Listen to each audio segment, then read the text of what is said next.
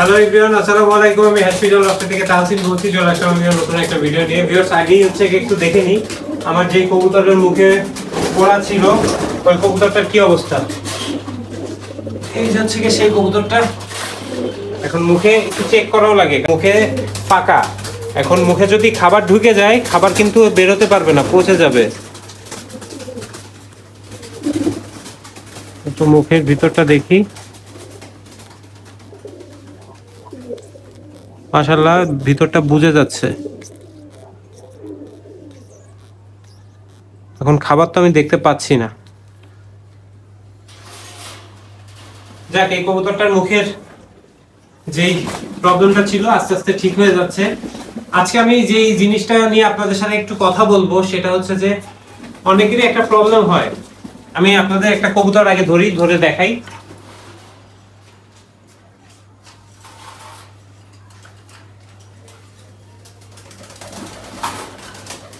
কবুতরের মুখ উপর থেকে বা নিচের থেকে কাটা থাকে, সেই ক্ষেত্রে কবুতর ফুটে খাবার খেতে পারে না। আমার আগের ভিডিওতে এক ভাই কমেন্ট করেছিল এই বিষয়টা। আমি ভাবলাম যে এই বিষয় নিয়ে একটা টপিক বানাই। তো সেটা হচ্ছে কি, আমি যদি আপনাদের একটু মুখটা দেখাই, এই কবুতরের মুখটা আপনারা দেখতে পারবেন। এই যে ঠোঁট, এই ঠোঁটের নিচে কিন্তু কাটা ছিল, নিচের অংশটা কাটা ছিল। এই যে নিচের অংশটা কিন্তু কাটা ঠোঁটের।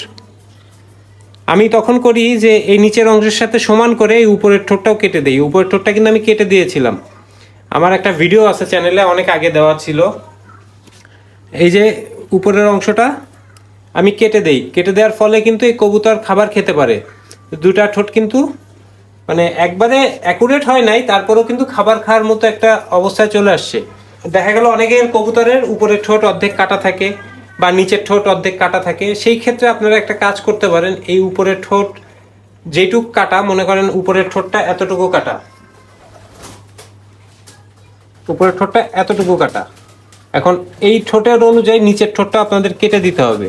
কারণ একটাই, সেটা হচ্ছে কবুতর জানি দুটো ঠোঁট ব্যবহার করে খেতে পারে। এখন একটা ঠোঁট বড়, একটা ঠোঁট যদি ছোট থাকে তাহলে কিন্তু ও ঠোকর দিবে, খাবার পাবে না। কিন্তু দুটা ঠোঁটই যখন সমান হয়ে যাবে তখন কিন্তু ঠোকর দেওয়ার সাথে সাথেই ধানটা মুখে পাবে অন্তত, এতে খুঁটে খাওয়ার সম্ভাবনা বেড়ে যাবে। এছাড়া আর কোনো অপশন নেই। আমার কিন্তু একটা কবুতর ছিল, দিদু ভাই আমাকে একটা কবুতর দিয়েছিল, মদ্দা কবুতর। সেই কবুতরটা কিন্তু ঠোঁট কাটা ছিল, কিন্তু তারপরে কিন্তু কবুতরটা ঠোকরায় খেতে পারতো। এর সম্পূর্ণ কারণটাই হচ্ছে যে দুটো ঠোঁট একরকম ছিল, ঠোকর দিলে খাবার পেত। একটু হয়তোবা লেট হবে। আরেকটা জিনিস আমি আপনাদের বলে দিই, সেটা হচ্ছে যে যখন ঠোঁটটা আপনারা কাটবেন, এই ঠোঁটটা যখন আমি কাটবো, কবুতরের ঠোঁট কাটলে কিন্তু ফিনকি দিয়ে রক্ত বের হবে। তখন কিন্তু আপনাদের ওই ঠোঁটটা যেখান থেকে রক্ত বের হয় সেই জায়গাটা চেপে ধরে রাখতে হবে, প্রায় 5 থেকে 10 মিনিটের মতো চেপে আপনার ধরে রাখতে হবে যাতে রক্ত না বের হয়। আমি প্রথমে যখন এর ঠোঁট কাটি তখন হচ্ছে কি এইখানটায় দাঁড়ানো ছিল, তখন আমার এখানে দাঁড়ানোর জায়গা ছিল, এখানটায় দাঁড়ায় নিচে টপ টপ করে রক্ত পড়তো। আমি এর পরপর 2 ফসলা ঠোঁট কাটছিলাম। প্রথম কাটাতে আমি আর বুঝি নাই যে চাপতে হবে, তখন এখানে দাঁড়ায় ছিল কবুতরটা, নিচে হচ্ছে কি রক্তে ভরে গেছিল। আর পরের বার হচ্ছে কি আমি নিচের থেকে হচ্ছে কি চাপ দিলাম, চাপ দিয়ে দেখলাম যে রক্ত বন্ধ হয়। এতে কমপক্ষে 5 থেকে 10 মিনিট এরকম ভাবে আমি চেপে ধরে রাখছিলাম, তারপর হচ্ছে কি পরের বার এর রক্ত পড়া বন্ধ হয়েছিল। তো সেই জন্যই আমি আপনাদের বলতেছি যে যখনই ঠোঁট কাটবেন না কেন অবশ্যই কিন্তু রক্ত বের হবে। আর একটা জিনিস আপনাদের দেখাই দিই, চেষ্টা করবেন নাকের অংশ থেকে জানি উপরের ঠোঁট যদি কাটা লাগে কারো, নাকের অংশের এখান থেকে জানি ঠোঁট না কাটে, চেষ্টা করবেন। কারণ এখান থেকে কাটলে কিন্তু সেই জিনিসটা মানে রিকভার হতে গেলেও সময় লাগে। কবুতরটা আমি রেখে দেই। অনেক সময় কিন্তু নাকের এখান থেকে কাটলে কবুতর মারাও যেতে পারে, এই জিনিসটা একটু সতর্ক হয়ে কাটবেন।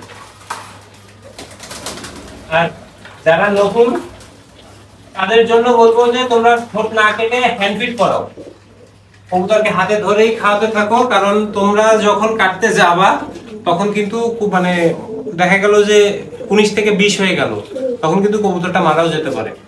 এখন ভিউয়ার্স, আজকের ভিডিওটা এই পর্যন্ত। ভালো লাগলে অবশ্যই লাইক, কমেন্ট, শেয়ার এবং অবশ্যই আমার চ্যানেলটা সাবস্ক্রাইব করে আমার পাশে থাকবেন।